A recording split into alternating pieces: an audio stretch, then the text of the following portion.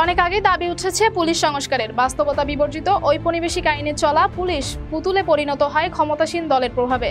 তাদের পদোন্নতির বিপরীতে ওএসডিতে যাওয়া ক্ষমতাসীনদের মনোমর্জির উপর নির্ভরশীল। 2007-এর খসড়াও প্রস্তুত করা হয়, কিন্তু 2008 সালে আওয়ামী লীগ সরকারের ক্ষমতায় এসে পুলিশ বাহিনীকে তাদের অঙ্গ সংগঠনের ব্যানারে নিয়ে আসে। নৌকা প্রতীক খচিত টুপি পরিধানে পাক্কা আওয়ামী লীগ বনে যেতে হতো প্রত্যেক পুলিশ সদস্যকে।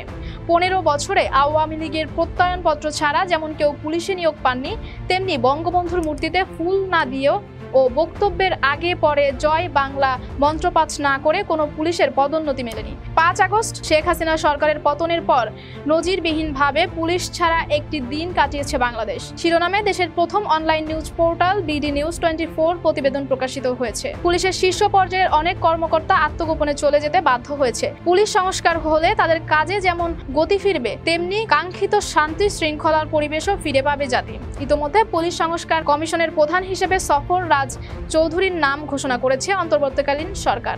প্রস্তাবে বলা হয়েছে পুলিশ চলবে ন্যাশনাল পাবলিক সেফটি কমিশনের অধীনে। এই কমিশনের অধীনে থাকতে পারে সরকারের গুরুত্বপূর্ণ অন্যান্য দপ্তরও। পাবলিক সেফটি কমিশনের অধীনে থাকলেও পুলিশের জন্য থাকবে জাতীয় পুলিশ কমিশন।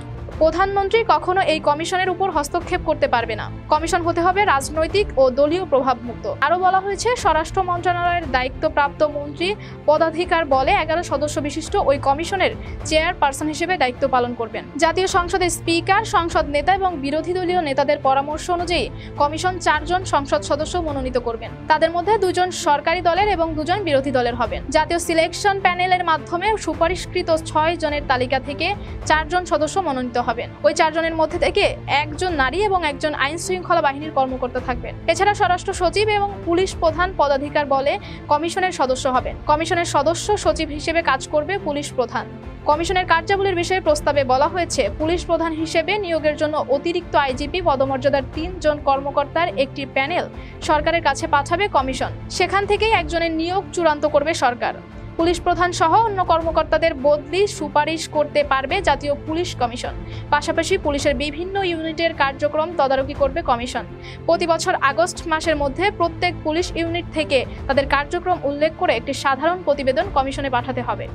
কমিশনের পক্ষ থেকেও বার্ষিক প্রতিবেদন সরকার এবং সংসদের কাছে পেশ করা হবে। পুলিশের দায়িত্বের বিষয়ে বলা হয়েছে জনগণকে যথাযথ সম্মান দিতে হবে, তাদের সঙ্গে সৌজন্যতা দেখাতে হবে এবং দরিদ্র, অক্ষম, দুর্বল ও বৃদ্ধদের নিরাপত্তা বোধ এবং নাগরিকদের মৌলিক অধিকার নিশ্চিত করতে হবে। পুলিশি ব্যবস্থায় জনগণের অংশগ্রহণ উৎসাহিত করতে হবে এবং বলা হয়েছে সিনিয়র পুলিশ সদস্যদের বিচারের জন্য গঠিত ট্রাইব্যুনালের প্রধান থাকবেন একজন অতিরিক্ত আইজিপি পদমর্যাদার কর্মকর্তা, আর জুনিয়র কর্মকর্তাদের বিচারের জন্য গঠিত ট্রাইব্যুনালের প্রধান হবেন পুলিশ সুপার পদমর্যাদার কর্মকর্তারা। এএসপি থেকে আইজিপি পর্যন্ত পদমর্যাদার কর্মকর্তারা সিনিয়র এবং কনস্টেবল থেকে পরিদর্শক পদমর্যাদার কর্মকর্তারা জুনিয়র হিসেবে বিবেচিত হবেন।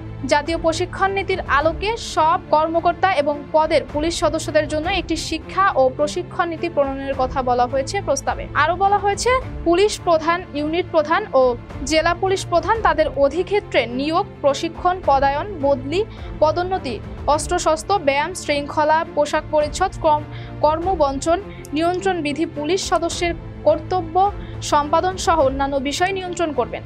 পুলিশের জন্য একটি গবেষণা ব্যুরো তৈরির কথাও বলা হয়েছে।